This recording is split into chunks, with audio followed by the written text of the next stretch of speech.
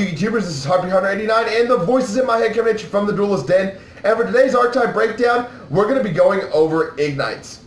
Now, for the breakdowns, I do generally try to steer clear of archetypes that consist primarily of non-effect monsters.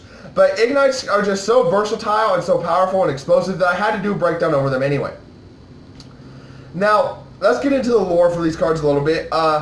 There isn't really much to go by other than what is on the lore text for the cards, and that's essentially that these cards are, or these monsters are a bunch of fucking hotheads. And I do like imagining a lore for these guys. I do have a lore that I've imagined for them, and a little bit of a spoiler alert here. That is something I will be exploring in a future video segment, so keep your guys' eyes open for that. But anyway, let's go ahead and get into the actual monsters of this deck. Now, as I said, most of the main deck monsters for this are non-effect monsters, so there's not really going to be much to talk about. They do have a variety of levels for the majority of them, ranging from 3 to 8, and the level 3 through 6s are the pendulum monsters. So let's go ahead and get into those ones. First up, the level 3s. We have Crusader, which is a 2 scale with 1600 attack, 300 defense. Squire, which is a 7 scale with 0 attack and 2000 defense. For the level 4s, we have Paladin, which is a 2 scale with 1400 attack and 1900 defense. Templar, which is a 7 scale with 1700 attack and 1300 defense. Cavalier, which is a 2 scale with 2400 attack and 1200 defense. McGraw, which is the 7 scale, which is 1500 attack and 2500 defense, and those last two are the level 5s. For the level 6s, we have Gallant, which is a 2 scale with 2100 attack and 2700 defense. And Veteran, which is a 7 scale with 1300 attack and 2700 defense. Now, as you can tell by their card names, that they are based off of sort of medieval either ideas or roles.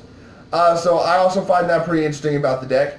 But the non-effect pendulum monsters do not, although they don't have monster effects, they do have a pendulum effect, and they all share the same pendulum effect. And that is, if you have an Ignite card in your other pendulum zone, you can destroy both cards in your pendulum zones to add a fire warrior type monster from your deck to your hand, or sorry, from your deck or graveyard to your hand. Now, based off of this, you see how you can cycle through your deck pretty fucking quickly with these cards, and they do have great synergy with Royal Magical Library, because when they are activated as a pendulum spell, they are treated as spell cards. So it does put a counter on Royal Magical Library, so you can activate 2 pendulum spells, pop them both, add 1 to your hand, activate it, put the 3rd counter on Library, remove the counter, draw a card, and just keep doing this over and over again, cycling through your deck. That way you have an extra deck stacked with freaking pendulum monsters. Now, that may not be such a good thing these days, with the leap mechanic around, but still, it is a pretty interesting way to play a deck. Now, this archetype does also boast 2 primary effect monsters as well. It has a level 7 with Ignite Lancer. It has 2600 attack, 1800 defense. Allows you to destroy 3 Ignite cards you control to special summon it. And once per turn, you target an Ignite monster you control and return it to the hand. And if you do, place a spell or trap card your opponent controls on the bottom of the deck. So the first effect monster has an ability that allows you to control spells and traps. That way you're not, running face first into a Mirror Force card. The level 8 is Ignite Champion. It's got 2800 attack, 2300 defense. And the effect is very similar to Ignite Lancer. The only difference, it has the same special summoning effect. It has the same, cost to activate the effect. The only difference is instead of a spell or trap card, you can target or you can place 1 monster your opponent controls on the bottom of the deck instead of a spell or trap card. So this deck does not only cycle through the deck with the monsters, but it also, has control with its 2 main boss monsters. Now, this archetype does not consist primarily of monsters. It also boasts a plethora of spells and traps for you to use with it as well. The first of which is, of course, Ignite Reload. This is a quick play spell. It works similar to the actual card Reload, but it allows you to reveal any number of pendulum monsters in your hand, shuffle them in the deck, and draw that many cards plus 1. The only downside to it is that you can't draw cards off of other effects during the turn this card resolves. So yeah, there is that. Next up is another quick play spell, and that is Igknights Unite. This allows you to destroy an Ignite card you control, and it's Ignite card. It does not have to be monster. And if you do special summon an Ignite monster from your deck, but you can only activate Igknights Unite once per turn. It's not too bad, special summoning, monsters straight from your deck. Allows you to get around the destroying 3 monster issue that you run into with Champion and Lancer. So you can special summon those straight from your deck with Igknights Unite, which is pretty cool. It's a must-have for the deck, if you ask me. Next up is their field spell, which is Ignition Phoenix. It gives all Ignites a 300 attack and defense boost. And once per turn, you can destroy an Ignite card you control, and then you can add an Ignite card from your deck to your hand. Now, you can add, Ignites Reload, Ignites Unite, and even Ignites Burst to your hand off of Ignition Phoenix's effect as well. And speaking of Ignite Burst, that brings us to the only trap card that is in the deck. It is a continuous trap card.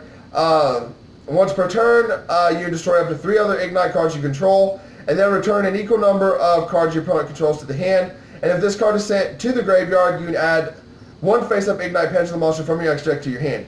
Now, one very important fact is that if this card is sent to the graveyard effect, it can be sent from the deck to the graveyard, the hand to the graveyard, the field to the graveyard, whatever, that effect will go off. So another thing I really like about this card is it does allow you to get your Ignites back from your extra deck if you need them in your hand. Now, being as this is a pendulum-based deck, it does have synergy with a bunch of other cards. One of which is, Rescue Hamster. Mainly because Rescue Hamster, allows you to add 2 pendulum monsters that are face-up in your extra deck to your hand, as long as they share the same name. And with Ignites, cycling through your deck as quickly as it does, you can usually meet the requirements for Rescue Hamster. Some effect monsters that this card or that this archetype works well with is things like Ultimate Baseball Kid, which gains huge attack boost for all the fire monsters you have on the field. And if you want to go towards more, a burn variant of this deck, you can use cards such as Fire Trooper and Totem 5. Totem 5 is one of my favorite tech choices for this card, or for this archetype, as it caused a lot of people to get confused with this card. They think that, if it's Pendulum Summon, it doesn't work, but yes, Totem 5 works if it's Pendulum Summon with 4 other monsters. Just fucking saying. Now, there's also some generic tech choices for this deck, such as Reinforcement of the Army, which allows you to add warriors to your hand, and Summoner's Art, which also lets you add normal monsters to your hand from your deck as well. That's pretty much all I've got for this archetype breakdown. Let me know what you guys think about this archetype in the comment section below. As always, you guys, make sure you like this video, subscribe to the channel, leave your comments in the section below. And if there's an archetype that you want to see me do a breakdown over, you can either email me or check me out on Twitter, Twitch, the Duelist Den Facebook page. Any of the social media accounts, all of which will be linked in the description box. Also, make sure you guys go and support me on Patreon. That Patreon account will be going straight back into the channel. It will allow me the ability to do pack giveaways, mat giveaways.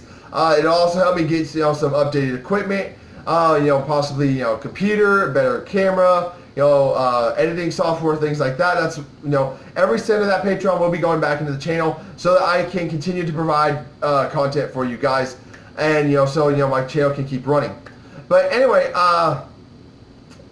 that's it for this video. This is Harpy89, and the voices in my head. We just want to say that Yu-Gi-Oh is not just a game. Yu-Gi-Oh is life.